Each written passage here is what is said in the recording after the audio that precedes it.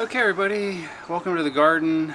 Just finishing up some end of year tasks, and one of those is getting my tropical plants ready for winter. In this case, this is Canna X generalis. This is a hybrid variety with foliage, orange flowers. It has yellow foliage variegated with green stripes and bands, so I want to keep this for next year. I had this growing in a 1-gallon pot this year and filled out that pot pretty nice, and you can see the number of nice large roots. So we had our first frost a couple of weeks ago, got down to 28, 26 degrees, and that killed off all of the foliage, but you can see here the roots are still nice intact. They were underground in the soil, and so they've survived. And now it's really time for me to get these cleaned up. I've removed the tops, any of the dead tops, and then I've also tried to remove some of the dead tissue on the roots here.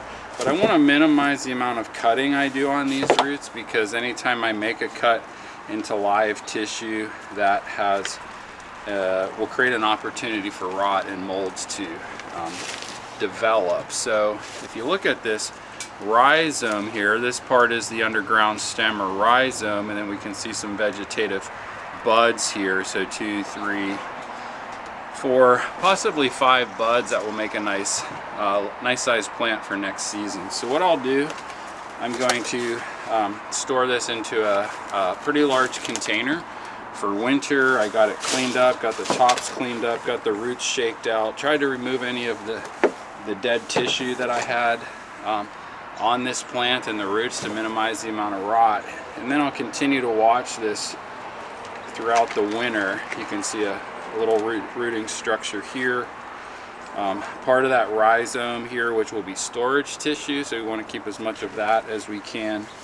And then these vegetative buds will create new plants in the following spring. So I'm going to store these in the container.